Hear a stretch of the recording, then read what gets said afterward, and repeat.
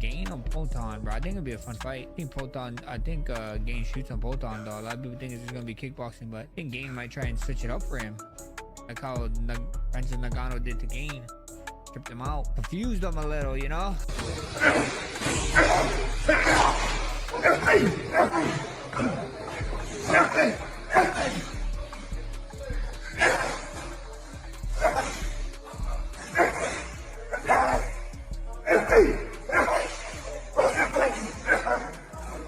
That's a great point. You know, we have weight classes for a reason. There's also a reason why no one's become a 3-weight division champion. Yeah, it's he so couldn't hard. make 185 by almost killing himself.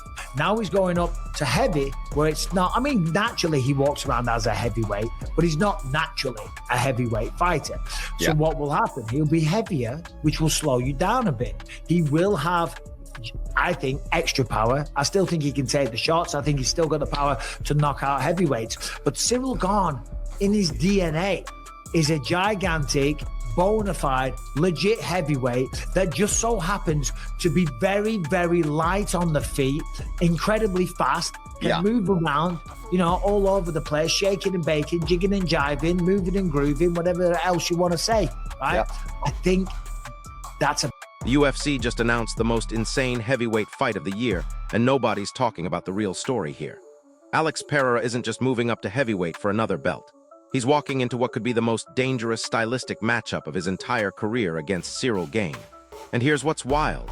Pereira has already started his training camp, which tells you everything about how seriously he's taking this move to the land of the giants. This isn't some tune-up fight or easy money grab. We're talking about a 2-division champion stepping into completely uncharted territory against a guy who's been dismantling heavyweights his entire UFC career. The crazy part?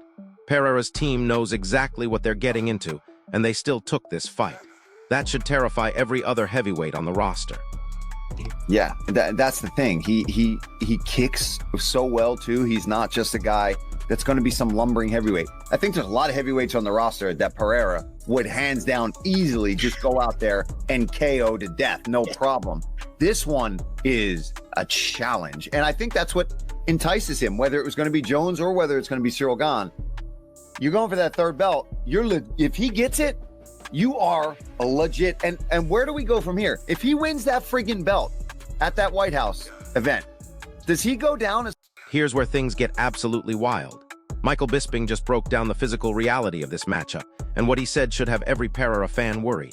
Look, Bisping knows a thing or two about fighting at different weight classes, and he's not sugarcoating this.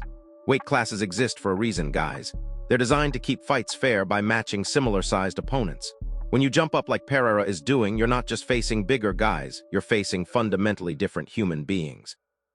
Think about Pereira's journey for a second. This dude was draining himself to make middleweight, cutting serious weight to hit that 185-pound limit. Now he's stepping in there with true heavyweights who walk around at these weights naturally.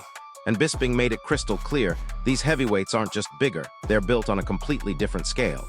But here's the kicker. Bisping still believes Pereira has the power to knock out anyone at heavyweight. The guy's striking is that devastating, that refined, that dangerous. However, and this is huge, Gane isn't just some lumbering heavyweight who's slow and easy to hit. This dude has speed to go with his size, which creates a nightmare scenario for anyone moving up. The infinite title shot glitch. That is He's sick. back again, He's fighting back. for the heavyweight title. Bro, it is weird to be I mean, I feel like it, yeah, I mean, Alex Pereira's opportunity to become a 3-time world champion, weight class world champion, whatever, against Cyril Gane.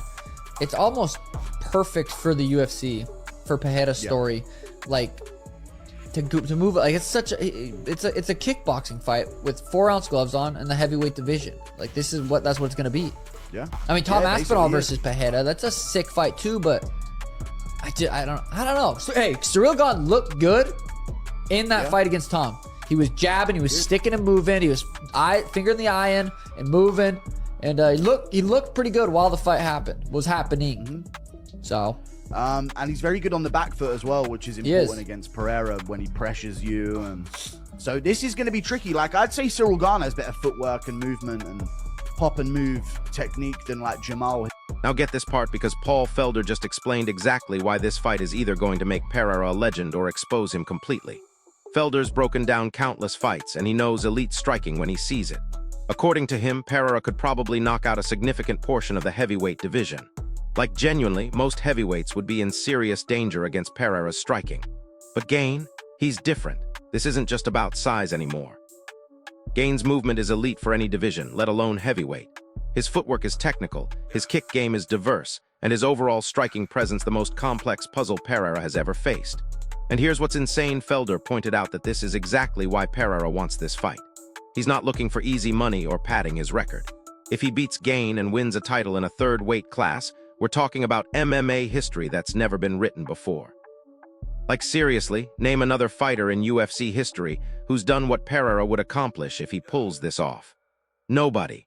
We'd be witnessing something that puts him in conversations with the greatest combat sports athletes of all time.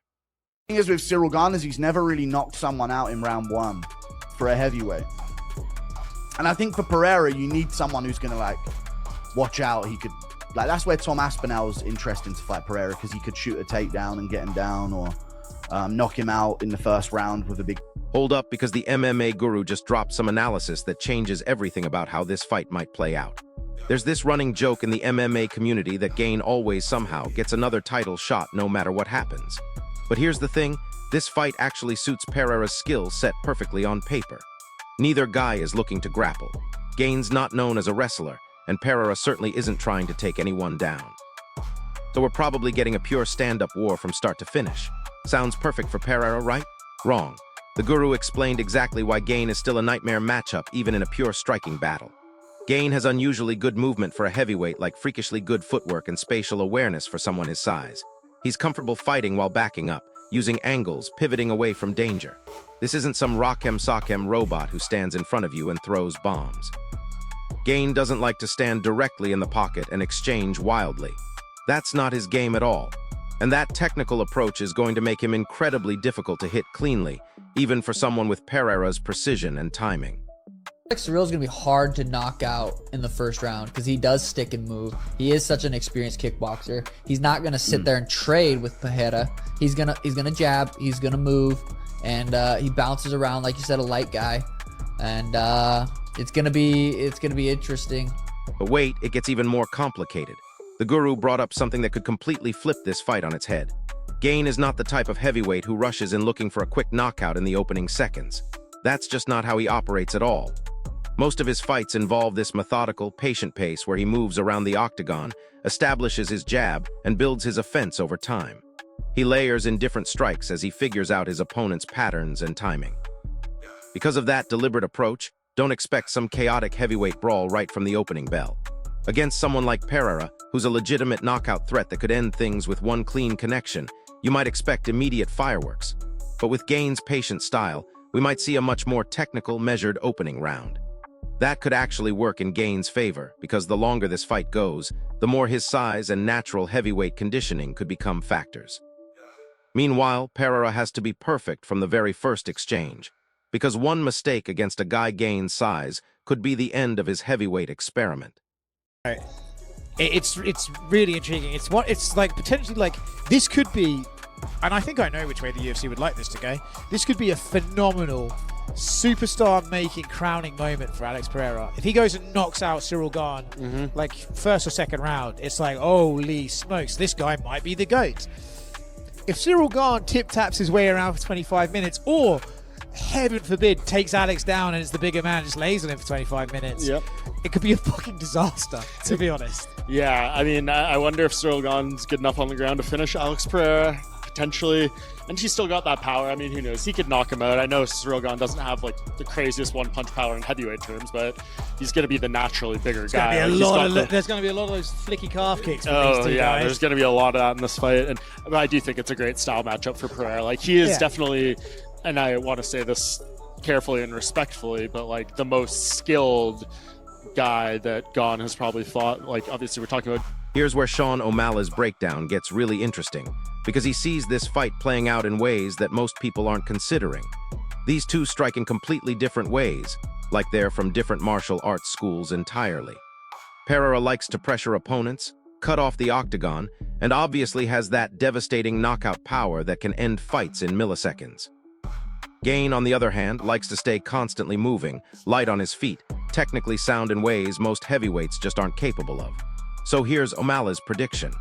Pereira has to catch Gane and deliver a really clean shot to win this fight quickly. That's his clearest path to victory in the early rounds. But if Gane maintains his movement throughout the fight and keeps his opponent at proper distance using his length and footwork, this could evolve into a technical striking contest that goes deep into the later rounds. And here's the twist that nobody's talking about. In that scenario, Pereira might actually have to chase Gane around the octagon instead of the other way around. That would be a completely different dynamic than what we usually see from Pereira, who's typically the one standing his ground and daring opponents to engage with him. If Pereira finds himself chasing a moving target for 5 rounds, that's uncharted territory. So you know what the interesting thing here with Pereira and Gane is, because you think that Gane's going to be much bigger, being the heavyweight and all that. You look at Pereira here, he's 6'4" with a 79-inch reach. Cyril Gane will be taller. Actually, no, he's not taller. They're exact same height. Reach advantage does go to Gane, but not by much, 81 to 79. So I'm really curious to see how this looks. Of course, we saw the video on social media the other day with Alex Pereira weighing around 243 pounds. So I don't think it's going to be, much of a thing as far as, the size and strength difference in this fight. Obviously, Gane's got to be, stronger, you would think, because he's been more of a mainstay in the weight class. He's not cutting weight or anything like that. So Gane would have that advantage, but I'm curious to see if Pereira can do it. I don't remember the last time a, UFC champion has gone up 3 weight classes and had success. We know that Pereira's had a lot of success at 205, so that certainly fits the narrative that he can do amazing things here. And at heavyweight, we'll see. But what's interesting is he's fighting a guy in Gane who's also a very good striker. Now, obviously, power-wise, Pereira has that edge here, but Gane, I would argue, maybe the more technical guy. Although, I mean, you could argue that Pereira's pretty damn technical too. Now listen to what Oscar Willis said about this fight's placement on the card, because it reveals something important about the UFC's expectations. When Willis first heard about Pereira versus Gane, he assumed it was going to be the main event, which honestly didn't feel right to him as a headliner. But when he realized it was actually the co-main event, everything clicked. This fight adds incredible depth to the entire card, giving fans another major reason to tune in beyond just the main event. And here's what's really significant. This fight has the genuine chance to make Pereira even more popular than he already is if things go well. Think about it. Pereira stepping up to heavyweight and potentially scoring a dramatic knockout would be similar to how Gane himself got that devastating finish in his last fight. Knocking out opponents across multiple weight classes is incredibly rare in MMA history. Matchup, my pick in this one, it's tough, man, because, I'm usually the guy that does pick the mainstay in the weight class, although I didn't do that with JDM and Islam. I'm kind of leaning Pereira here only because I think Pereira has achieved a little bit more. The only concern, obviously, is that, he is, this is the 3rd weight class he's competing in. But I do think that Pereira, over 5 rounds can land a good shot and possibly hurt Gon. I believe Tuivasa might have hit Gon and put him in some. I don't think he dropped him, but he definitely connected on Gon. And I remember thinking like, okay, maybe someone can get on the inside. But yeah, it's hard to bet against Pereira at this point. So my early pick, if this fight again does end up coming to fruition, would be Pereira on this. I don't think he gets past Cyril Gane. I think that weight is real. Could he 100%, in particular in that division. But nobody has really finished Cyril Gane, and his movements is very problematic. Pereira also does get hit tomorrow. Now, can you take a heavyweight's punch? Now you're talking about Francis Ngannou power? A real big heavyweight? You are right, Henry. Cyril Gane is no slouch. When he was fighting Tom Aspinall, we saw how that fight was starting to look. But listen, I think this is a fantastic fight. I'm not counting anyone out here. I'm not counting Alex Pereira out here because Alex Pereira does have the power to really change things. We felt this way when Alex Pereira said he wanted to go to light heavyweight. Now he dominated that weight.